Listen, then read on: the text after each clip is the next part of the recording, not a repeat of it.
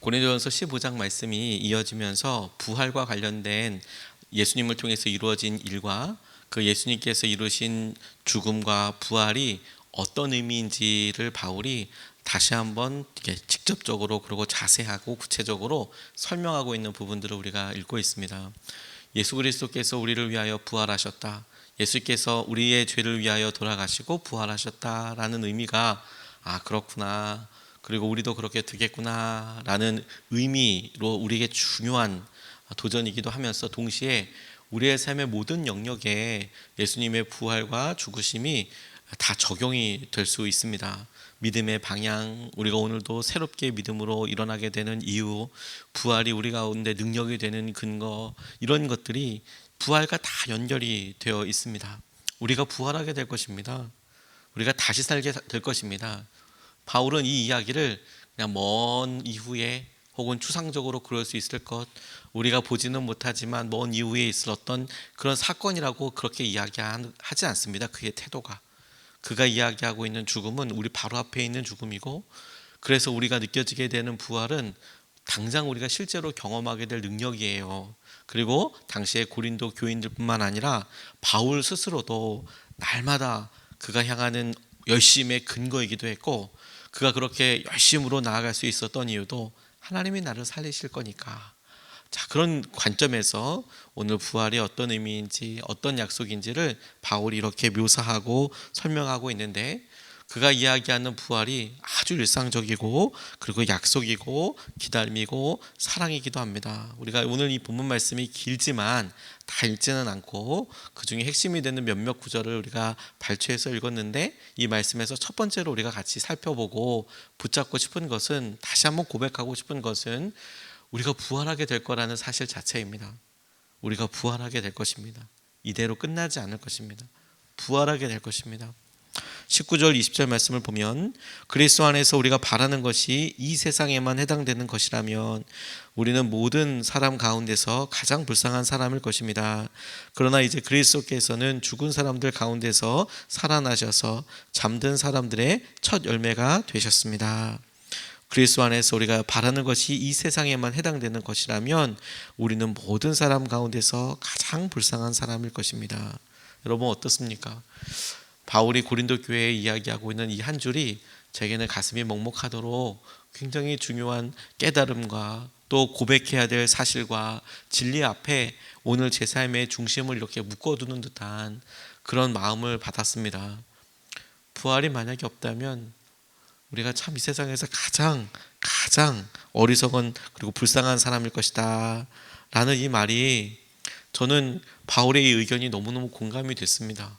그렇지, 우리 가운데 영원한 하나님의 나라와 약속이 없다면, 부활이 없다면 오늘 우리가 하나님을 위해서, 아니 하나님과 함께 한다는 이것이, 그리고 교회와에서 함께 한다는 것이, 그리고 우리가 믿는 사람들과 함께 한다는 것이 도대체 무슨 의미가 있겠나, 이런 생각이 자연스럽게 들면서 바울이 이렇게나 간절히 이야기하고 있는 근거를 질문해 보게 되더라고요. 예수님께서 친히 당신의 삶을 통해서 십자가와 고난을 통과하셨습니다. 그리고 부활의 실제를 보여주셨습니다. 부활하신 당신의 모습을 제자들에게 보여주셨습니다. 우리가 부활을 믿는 것은 사람들이 예수님 부활하셨대 이래서 믿는 게 아닙니다. 우리가 부활을 믿는 것은 많은 증거가 있기 때문에 그렇습니다. 그리고 수많은 증인들 때문에 우리가 부활을 믿으며 기다립니다.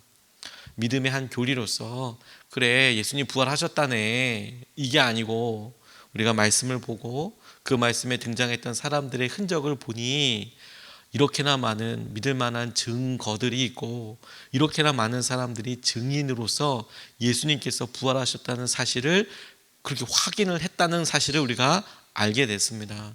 그게 바로 어제 우리가 살펴보았던, 누구에게도 보이시고 누구에게도 보이시고 500명이나 되는 사람들에게 보이시고, 그런 사람들이 실제로 초대교회에 살아있어서 그 사람들의 이야기를 보고 한두 사람이 지어낸 것이 아니라 이렇게나 많은 사람들이 예수님을 보았고 그렇게 사셨고 그렇게 이끌어 주셨다라는 겁니다. 이건 놀라운 하나님께서 우리에게 주시는 믿음의 근거입니다. 그러니까 만약에 부활이 없다면 아무것도 아니다라는 바울의 의견에 공감하면서도 이 세상에서 나그네처럼 사는 우리, 그래 영원한 하나님의 나라를 보고 그의 가진 것을 버리며 그의 기회를 내려놓고 그가 누릴 수 있는 마땅한 권리와 혹은 특혜를 아무것도 아닌 것처럼 바울의 고백처럼 마치 배설물처럼 버리며 주님이 우리에게 약속하신 것, 우리에게 가기 원하시는 그곳을 향하여 다른 박질하는 것, 그것은 너무너무 중요한 가치와 의미가 되는 것이죠. 그런데 예수님 스스로가 우리에게 확실한 증거가 되어주신 거예요. 확실한 증거가 되어주신 거예요. 그분이 부활하셨다면 우리도 부활하게 될 것이니까, 우리가 다시 살아게 될 것이라는 근거 역시도 예수님께서 부활하신 것을 보았으니까, 그리고 그 부활하신 주님께서 보여주셨을 때 보았던 제자들이 다시 그들의 제자에게 말하고 그들의 제자에게 말하고 그렇게 제자들에게 말해서 이루어진 내려온 공동체가 우리라는 겁니다. 우리가 우리 자신을 볼 때 우리 부모님을 보고 우리가 있다는 것을 아주 정상적으로 그냥 추리해낼 수 있죠. 우리가 부모님 없이 존재할 수 있습니까? 그런 건 없습니다. 그리고 할아버지 할머니를 봤을 때 당연히 부모님이 있고 우리가 있다는 것도 알게 되죠. 혹 우리 가운데 증조 할아버지 할머니를 뵌 분이 계셔서 우리 증조 할아버지 이르셨지, 증조 할머니 이르셨지, 그리고 할아버지와 아버지와 우리를 그려볼 수 있겠죠. 아주 드물게 그 위에 할아버지, 그 위에 할머니 알 수 있지만 논리적으로 그분들이 있으셨겠지라는 것은 뭐 그렇게 어려운 믿음이 필요한 게 아닙니다.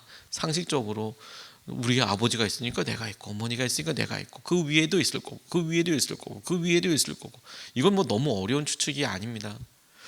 예수님을 보고 부활하신 그 은혜와 그분의 삶을 보았던 것은 그분의 삶을 직접 경험했고 부활을 같이 경험하여서 그분과 함께 먹기도 했고 그분이 하신 말씀을 듣기도 했고, 그런 사람들이 자기의 목숨을 바쳐가며 이거는 사실이야, 이건 놀라운 능력이었어, 그분은 이런 삶을 사셨어, 그랬다는 거예요. 그걸 본 것을 다시 그들이 죽을 때 혹은 그들이 교회 공동체 사람들을 만나면서 전도할 때 자기가 보았던 것을 나눴고, 그 다음 사람들이 나는 예수님을 보았던 제자 누구, 그가 그렇게 말하는 것을 보았고, 그 다음에는 예수님을 보았던 함께했던 제자의 누구, 그가 이런 삶을 살았을 때 그가 했던 말을 들었고, 그것이 기록되고 그것이 뒤로 이어져서 전승되어서 오늘까지 이루어진 겁니다. 교회는 부활의 공동체예요. 부활의 증인들의 공동체예요. 우리가 이 사실을 명심하면 좋겠습니다. 빌리 그레엄 목사님이 어떤 사람이 찾아와서 이렇게 묻더래요. 당신은 정말 부활을 믿습니까? 그러니까 그가 대답했대요. 만일 예수님께서 무덤에서 다시 살아나지 않으셨다면 나는 벌써 전도를 그만두었을 겁니다. 주님께서 부활하심으로 우리에게 놀라운 능력과 은혜를 누리게 되는 것이죠. 어떤 분이 이렇게 글을 쓰셨대요. 세상에는 무덤을 자랑하는 종교가 있습니다. 또 많은 위인들의 무덤을 자랑하는 나라들도 있습니다. 그래서 아예 죽은 사람을 살아있는 것처럼 만들어 놓은 것도 있습니다. 예를 들어 레닌이나 마오쩌둥이나 모택동이나 호찌민이나 김일성이나 이런 같은 사람들을 뭐 그냥 썩지도 않던 게 다 방부 처리해가지고 그냥 냅둬 놓기도 하는 거죠. 그리고 이 글 쓰신 분이 이 네 시신을 다 봤답니다. 존경스럽다기보다 진짜 불쌍한 생각이 들더래요. 보니까. 왜냐하면 제대로 죽지도 못했다는 생각이 들더랍니다. 제대로 죽지도 못했구나. 그가 어떻게 죽었는지, 그가 어떻게 했는지. 기독교는, 그리고 우리는 그 무덤을 자랑하는 종교가 아닙니다. 시신을 자랑하는 종교도 아닙니다. 우리는 부활하신 예수님을 믿고, 우리에게는 무덤도 없습니다. 예수님 무덤도 없어요. 기독교는 시신도 없습니다.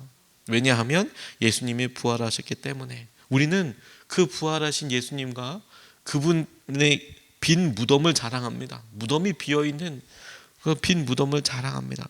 왜냐하면 우리는 생명을 믿고 주님께서 우리에게 행하시는 것을 의지하기 때문입니다. 여러분, 우리가 부활하게 될 거예요. 우리를 부활하게 하실 그 주님을 생각하면 오늘 우리가 서러울 게 뭐가 있어요? 아쉬울 게 뭐가 있어요? 우리가 느끼고 있고 붙잡으려고 하는 권리가 뭐 그리 대단한 것이겠습니까? 주님께서 우리에게 주시고 이끌어 주셨으니 내일이 있는 사람에게, 내일에 놀라운 영광이 있는 사람에게 오늘의 조금의 불편함이 뭐 그리 엄청난 어려움이 되겠습니까? 주님의 부활하심을 우리가 믿으며 우리를 부활하게 하실 그 주님을 의지하여 오늘 우리 삶에, 우리의 건강에, 재정에, 계획에 연약함과 한계를 우리가 믿음으로 넘어설 수 있으면 좋겠습니다. 두 번째로 주목하고 싶은 것은 날마다 죽습니다 라고 고백하는 바울의 고백을 통해서 주님, 우리에게도 이것이 자랑이 되게 해주시고 힘이 되게 해주십시오, 이렇게 고백하게 되고 기도하게 되더라고요. 31절 말씀을 보면 이렇게 증거합니다. 형제자매 여러분, 나는 감히 단언합니다. 나는 날마다 죽습니다. 나는 감히 단언합니다. 나는 날마다 죽습니다. 이것은 우리 주 예수 그리스도께서 여러분에게 하신 그 일로 내가 여러분을 자랑스럽게 여기는 것만큼이나 확실한 것입니다. 나는 날마다 죽습니다. 이렇게 이야기하고 있는 말씀의 고백에 다른 해석들을 보면 나는 날마다 죽을 것 같은 위기에 처합니다, 이렇게도 세번역 성경은 나와 있고, 내가 날마다 죽습니다 라는 것에 대한 설명을 이렇게 덧붙여서 몇 가지 해석으로 이야기하고 있습니다. 바울이 자신의 삶에서 경험하는 날마다 죽음에 이르는 절박함, 날마다 죽음에 이르게 될 만큼의 아주 위태로움, 절박함, 그 상황 자체야말로 바울에게는 그것이 자랑으로 여겨진 것 같아요. 나는 날마다 죽는 것 같더라고, 살아보니까. 왜?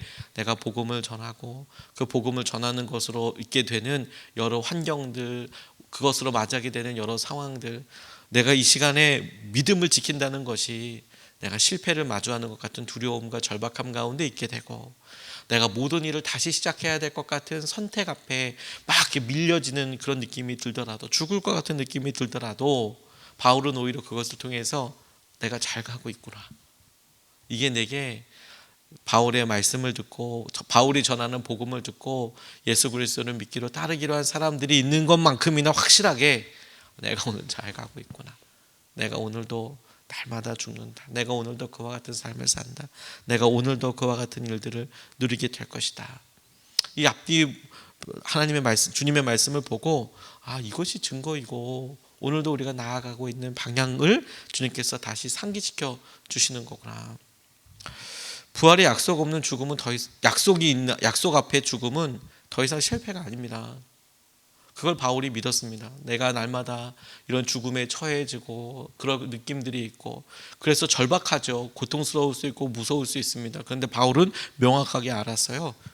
부활의 약속을 그가 믿었고 부활이 그에게 있다는 것을 믿었어요. 그러니까 지금 내 앞에 내가 죽어질 것 같은 이런 상황들은 실패라고 보여지지 않았습니다. 끝이라고 보여지지 않았습니다. 무능력이라고 보여지지 않았습니다. 왜? 주님이 살리실 테니까. 다시 시작할 수 있을 테니까. 내가 마치 이번이 끝일 거라고 생각하고 아등바등 살기 위해서 그렇게 노력하지 않았습니다. 바울은 하나님께서 살리실 것을 믿고 영원한 하나님의 나라에 갈 것을 그가 믿고, 그렇게 자기 앞에 주어진 고난과 어려움이 그에게는 실패도 아니었고 무능력도 아니었어요. 오히려 이것이 하나님의 능력을 경험하게 되는 하나님의 지혜이고 통로라고 그는 고백이 되었고 믿었습니다. 우리가 죽을 수밖에 없는 고난의 길이 바울에게는 하나님의 능력이 드러나겠네, 하나님이 나와 함께 하시는 것을 우리가 보겠네. 그래서 우리가 우리 자신의 계획이 무너지는 것 같고 우리의 자아가, 우리의 욕심이 다 드러나서 들켜버려서 그것으로 너무 힘들고 어렵다고 하더라도 그 자아가 다시 죽고 죽음으로 처리되고, 그리고 주님께서 하실 일을 잠잠히 구하는 그것이 너무도 자연스럽게 하나님의 지혜이구나. 하나님, 내가 주님 앞에서 오늘도 죽겠습니다. 죽음으로 처리하겠습니다. 그리고 하나님의 능력이 우리 가운데 드러나게 해주십시오. 일어나게 하여 주십시오. 그것을 붙잡을 수 있게 되는 것이죠. 부활을 믿기에, 다시 살리시는 것을 믿기에 하나님께서 주시는 약속도 은혜도 상황만큼 믿는 것이 아니라 약속만큼 믿는 거예요. 약속만큼. 그것을 우리가 믿습니다. 물론 우리가 마주하면서 우리의 물리적이고 육신의 죽음만큼이나 분명하게 두려움과 큰 어려움으로 다가오는 것은 많지 않습니다. 물론 우리에게 어떤 사업의 한계들이 아주 급작스럽게 보이기도 하고, 자녀의 건강과 또 간절히 바라왔던 우리 자녀들이 미래를 어떻게 결정하거나 결혼을 하거나, 혹은 자녀의 어떤 연약함으로 인하여서 기도가 필요하거나 결혼을 해야 하거나 그 이후의 삶을 살거나, 또 배우자의 어떤 일이나 이런 일들이 있지만 죽음과도 같은 이런 일들이 우리에게 구체적으로 다가오지요. 차옥성 목사님이라는 분이 죽음과 친해지기라는 설교 중에 이런 내용을 인용했다고 김병상 목사님이 쓰신 책에서 이렇게 보게 됐는데, 이 제 인용하게 되는 이 차옥성 목사님이라는 분이 쓴 설교 내용에 어떤 친구, 동료 목사님에 대한 이야기가 나오더랍니다. 선순하라는 목사님의 이야기가 소개가 되었다는데, 서울대 졸업하고 미국에서 임학을 공부하다가 주님의 놀라운 임재를 경험하고 그리스도인이 되셨대요. 전공을 바꾸어서 신학을 공부했고 목사가 되어서 한국에 돌아와 신학교 교수로 있다가 너무 안타깝게도 유방암 수술을 했지만 3년 후에 재발해서 결국 49살에 이제 별사하게 된 어느 여성 목사님, 신학자와 관련된 이야기를 이렇게 쓰시는데, 이 친구분이 이렇게 만나보니까 서울대학 병원에서 암이 온몸에 전이 되어서 진단을 받던 날, 병원에서 가망이 없다고 말하지만 어떤 방법으로도 살렸으면 좋겠다 이런 마음이 이렇게 들더래요, 이 친구분이. 그래서 가만히 생각해 보았는데 하나님께 살려달라고 기도드릴, 그래서 막 그 얘기를 막 권유를 했다는 거예요, 이 선 목사님에게 담담하게. 그랬더니 선 목사님이 대답하기를, 가만히 생각해 보았는데 하나님께 살려달라고 드릴 명분이 자기에게 없더라는 거예요. 다른 사람들처럼 결혼을 해서 가족이 있는 것도 아니고 키워야 할 아이들이 있는 것도 아니고, 딱 한 가지 후배들 키워야 하지만 그것도 생각해 보니까 나 아니어도 누군가 할 것 같고, 그러니까 별로 내가 하나님께 나 이러니까 살려달라고 이야기할 만한 명분이 없더래요, 이 선순환 목사님이라는 분이. 그래서 한 섬에 들어가서 통증으로 요양하면서 살 때 오히려 그분의 친구분인 이 차옥성 목사님이 엄청 기도하게 됐대요. 살려달라고, 우리 살려달라고, 이 목사님을 하나님의 기적을 눈으로 보고 싶다고, 그를 살려달라고. 그래서 다시 하룻밤 요양하는 섬에서 이제 머무르면서 기도하는 내용을 이야기했더니 그 선 목사님은 조용히 웃으시더래요. 하나님은 그런 분이 아니시더라고. 내가 미국에서 공부할 때 선배 하나가 암에 걸려 죽어가고 있었어요. 그를 살려달라고 울불불고 하면서 하나님께 매달렸어요. 그리고 선배는 얼마 후에 죽었지요. 나중에는 고통이 너무 심해 몹시 힘들어하면서도 끝까지, 그런데 그의 삶에서 진통제도 맞지 않고 죽음을 지켜보더라는 거예요. 그런데 그게 두려움도 아니고 오히려 그 죽음을 마주할 때마다 철저히 자신의 삶을 내맡기고, 내가 이렇게 연약한 존재입니다, 주님. 내가 이렇게 연약합니다. 그리고 자기를 비우고, 그래서 그것에 대해서 내가 온갖 것 좋고 먹어보고 이렇게 하는 게 아니라 내가 담담히 그리고 용기 있게 주님이 내게 허락하신 하루하루를 그렇게 보내고 마주하게 되더라. 그것을 보고 설교 시간에 내 친구 누구, 그녀가 가졌던 마지막 삶, 그것을 오히려 감동으로, 그것이 놀라운 능력으로 고백이 되어지게 되다. 저는 그 이야기에 너무 공감이 됐어요. 우리가 너무 힘들고 어렵죠. 그런데 여러분, 우리가 날마다 죽음에 처할 수 있습니다. 날마다 죽을 것 같은 절박감 가운데 있을 수 있습니다. 그런데 우리는 그게 끝이 아니에요. 우리 육신의 한계도 끝이 아니듯 우리는 그 이후에 하나님이 주신 약속과 회복과 충만함이 있어요. 그것을 보고 오늘도 우리가 힘을 얻습니다. 오늘 우리가 바라봐야 할 약속입니다. 오늘 우리가 붙잡아야 할, 우리가 그 앞에 서야 할 진리입니다. 오늘 두 가지 말씀을 같이 나눴습니다. 첫 번째, 여러분 우리가 부활하게 될 것입니다. 여러분들 삶이 어떠하든 우리가 부활하게 될 것입니다. 두 번째, 그 부활의 능력을 믿기에, 부활의 약속을 믿기에, 그래서 우리가 날마다 죽음에 처할 것 같은 상황도 우리에게 실패가 아니고 무기력이 아닙니다. 오히려 그것은 하나님의 지혜가 드러나게 될 그 순간이 될 거예요. 하나님을 경험하게 되는 통로가 될 겁니다. 그래서 우리가 날마다 죽습니다. 이것을 붙잡고 두 번 나눠서 같이 기도하겠습니다. 첫 번째, 주님, 오늘은 완전히 새로운 부활의 날이 되게 해달라고 기도하겠습니다. 병상에 계신 분들과 또 우리 환우분들, 우리 믿음으로 같이 고백하면 좋겠습니다. 오늘은 완전히 새로운 부활의 날이 될 겁니다. 오랫동안 재정의 문제를 놓고 또 자녀들의 일을 놓고 할 때에도 하나님, 오늘은 어제와 다른 완전히 새로운 부활의 날이 되게 해주십시오. 우리 심령이 살고 우리 어려움으로부터 극복되어지는 우울감으로 인하여 두려움으로 인하여서 살았던 성도님들, 하나님 오늘은 완전히 새로운 부활의 날이 되게 해주십시오.